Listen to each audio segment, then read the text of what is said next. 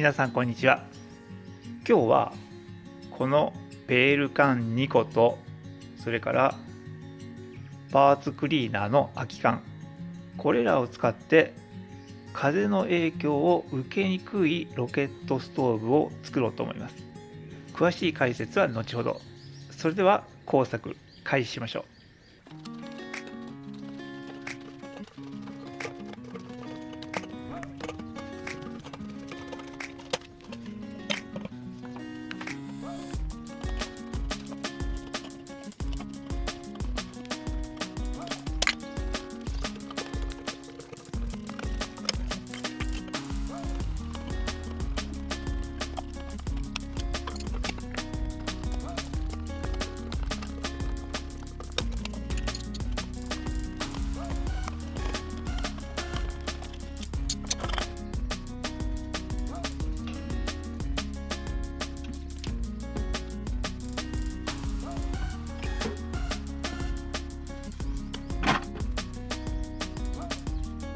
いつもはですね、ここの部分をカットするときにハンドグラインダーを使っています。でもハンドグラインダーを使うと砥石の削れた熱い粉だとか、カットした時の熱くなった鉄粉がカメラのレンズにね、どんどん飛んでいくんです。ここのね、カメラのレンズには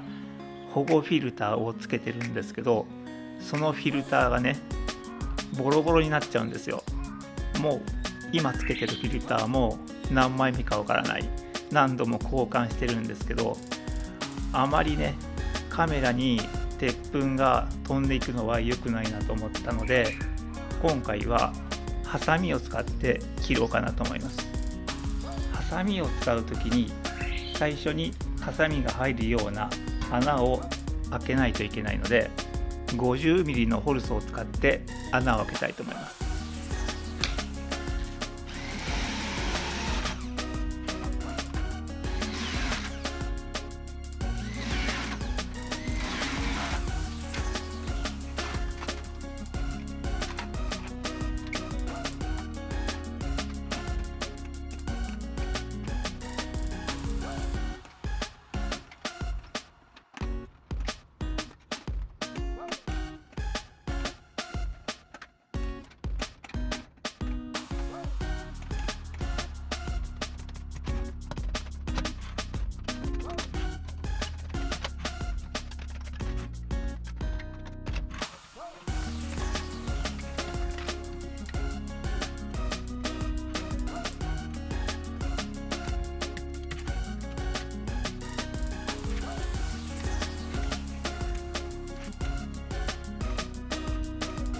今回もこのハンドル部分は使わないので取り外します。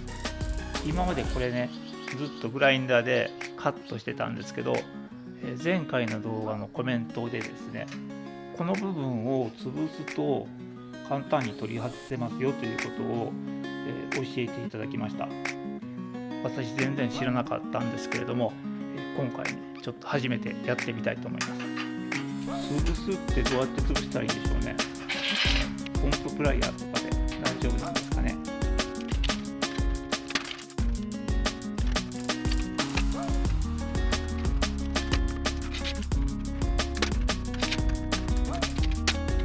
外せました。なるほど、分かりました。コツが分かりましたよ。こういう感じですね。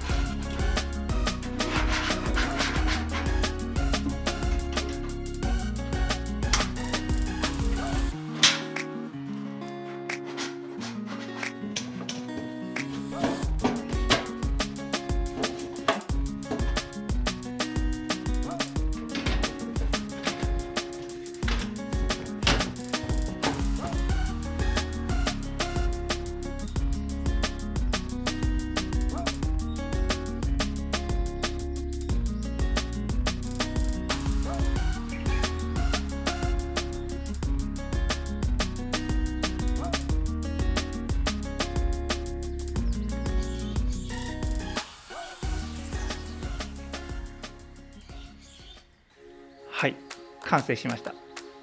とても簡単です。今回風の影響を受けにくいロケットストーブということなんですけれども、どこの辺りが風の影響を受けにくいか、ここですね。ここ薪の投入口ではなくて空気の取り入れ口です。空気の取り入れ口がこの3箇所。今まではここに大きな空気の取り入れ口開けていましたけれども、大きな穴を開けるということは風が吹いた時に中の火の粉が外に吹き飛ばされる可能性があります。ロケットストーブですから大量の空気がね外から入っているので、かなりの強風でないとそういった危険は少ないんですけれども、それでもその危険がゼロではないんですよね。なので今回このような形でここに筒をつけて、取り込まれた空気はそこのパイプの出口ですね、一番後ろ側になりますけれども、あそこから供給されるという形になります。なので空気の取り入れ口から一番遠いところ、あそこがこのロケットストーブの空気の供給口ということになります。なので仮にこちら側から風が吹いたり、横からいろんな方向から風が吹いたとしても、火の粉がここから外に出るということはほぼほぼないと言えると思います。そしてもう一つ、これ私の個人的な趣味になりますけど、ロケットストーブってその名の通りゴーッという音がロケットのようだからロケットストーブというふうに言われていますよね。こういうふうにパイプをつけることでその音がもっとかっこよく響くんじゃないかと思っています。これは非常に楽しみ。他の特徴としましては、この接続方法、これ過去の動画でもご紹介しましたけれども、ペール管の底をカットして折り曲げた状態でここに差し込むともう抜けることがないんですね。しっかりと固定されます。簡単に作れて簡単に接続できて簡単に取り外すことができない、そういった構造になっています。なぜこの方法を採用したのかというと、空気の取り入れ口が一番下にあるということは、薪の投入口は当然一番上なんですよね。ロケットストーブが燃えるとき、鋭い炎が上がると私はかっこいいと思っています。なので最近のロケットストーブではこの開口部をなるべく絞った形にすることが多くありました。でも今回はここから薪を投入することになるので、なるべく広い投入口が欲しかったんです。なのでこのタイプの接続方法を採用しました。はい、それではね、早速燃焼実験やってみたいと思います。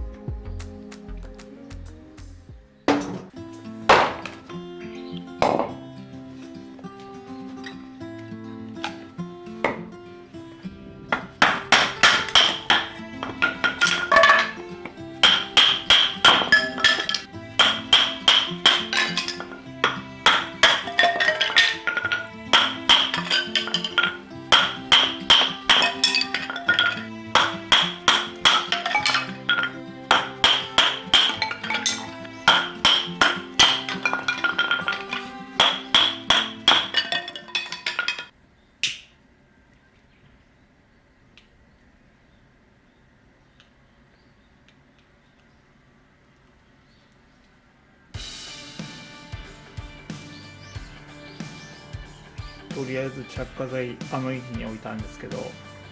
これちょっと考えないとダメですね。もし着火剤がパイプの下にポテッと落ちたら火はつかなくなりますよね。これはちょっと考えていませんでした。とりあえずね、薪を投入していきます。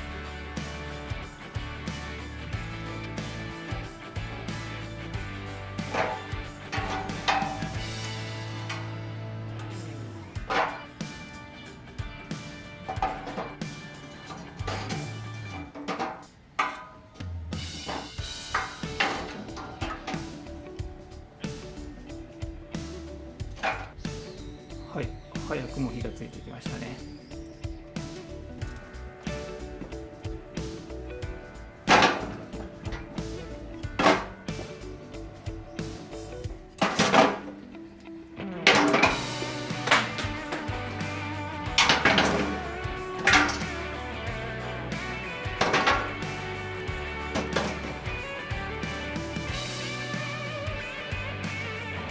今こんな感じです。やっぱり投入口が広いので、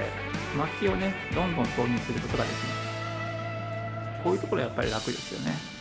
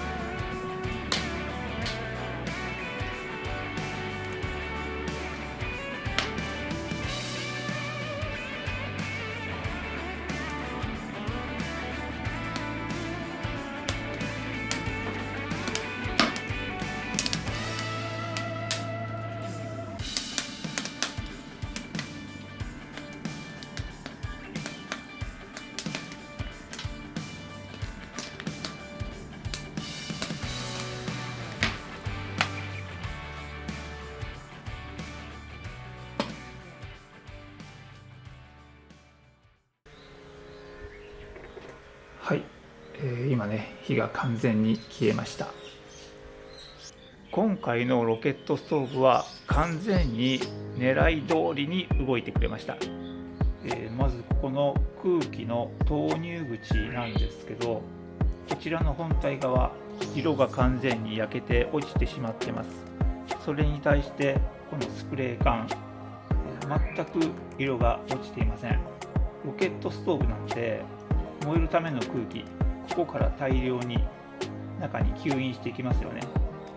常にここ冷たい空気が外から内側に向かって流れているので、缶が熱くなることがないんですね。なのでしっかりこの部分は機能していたと思います。そして中から外に火の粉やそういったものが出てくることも一切ありませんでした。おそらくどんなに強い風が吹いても